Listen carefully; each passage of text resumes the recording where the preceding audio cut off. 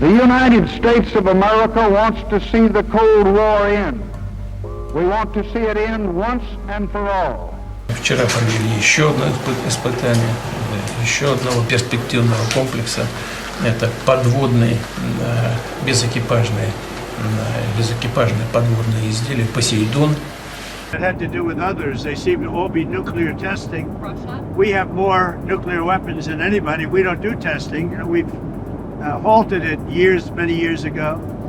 But with others doing testing, I think it's appropriate that we do also. In an era defined by the threat of mutual annihilation, two superpowers faced off across the Iron Curtain.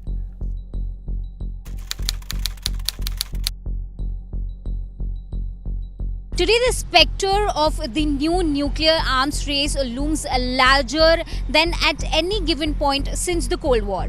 Both the United States and Russia, once bounded by the treaties that kept their arsenal, are now locked in a cycle of escalation that can threaten the global stability. After the Cold War, nuclear testing largely ceased and the arms control architecture was held for a time. But on Wednesday, US President Donald Trump announced that he has ordered the Defense Department to immediately begin testing US nuclear weapons on an equal basis with China and Russia. The declaration, posted on Truth Social, came shortly before his first face-to-face meeting with Chinese President Xi Jinping since 2019. Given what's happening around in the world today, the way the geopolitical and geoeconomic flux is there and the way things are changing every day, especially given the conflicts that are ongoing, especially the Ukraine-Russia war, the rise of China, and China, also trying to increase its nuclear arsenal. The US has just recently, as you rightly said, has just said that we should resume. The President Trump has said we should resume testing, nuclear testing. So I think all this is not a very good portent. The Secretary General has repeatedly asserted that current nuclear risks are already alarmingly high, and all actions that could lead to miscalculation or escalation with catastrophic consequences must be avoided. And as he has said, we must never forget the disastrous legacy of over 2,000 nuclear weapons tests carried out over the last 80 years, and that nuclear testing can never be permitted under any circumstances. As both Kremlin and the UN unleash scathing warnings against the US over its nuclear stance, Trump appears unfazed, as if seeing the storm as nothing more than fair play. But we have more than anybody. But I see them testing. I say, well, if they're going to test, I guess we have to test.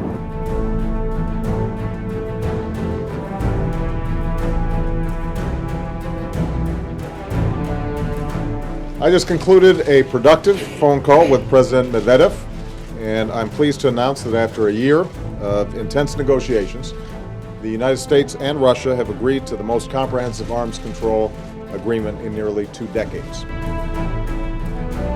With the last major treaty expiring in 2026 and few safeguards left, the nuclear world enters a more uncertain era. If this treaty is not renewed, then it could mean that yes, US may decide that we need to, put more nuclear weapons in the deployed readiness situation. They already have that much in their stock. They would take out more, put it in some more submarines, or put it on some land silos, or put it on some strategic bombers as and when if they're to be used. So the number of deployed nuclear weapons could go up by both America and Russia. And then here China would also want to, because then all of these powers would want to be known by how much of the nuclear bombs are in a deployed readiness situation. Will the arms race spiral further? Will a new accord emerge?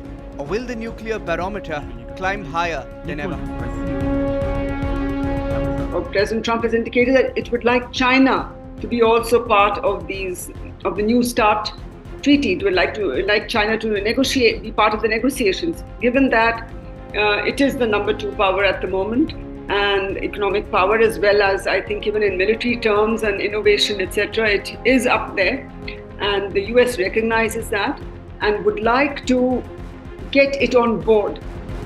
For more than 3 decades, since 1992, Washington has remained silent beneath the desert sands. But now, with this new declaration and a swelling roar of nuclear posturing, a shadow rises once again. See, the danger of this nuclear race is huge for humanity. Just to give you an idea, 1 kiloton of a nuclear bomb can take out instantly 10,000 people dead. Now, these powers, be it Russia, China, even India, of course, America, have nuclear weapons which are in the range of 100 kilotons, 500 kilotons. So, a 100 kiloton nuclear weapon, if it falls somewhere, would take out 100 into 10,000, that is 10 lakh or 1 million lives instantly. That is the horrific scenario which these nuclear weapons bring to humanity. So we should be very, very careful on this now. A looming fear returns. The world stands on the edge of a new atomic reckoning.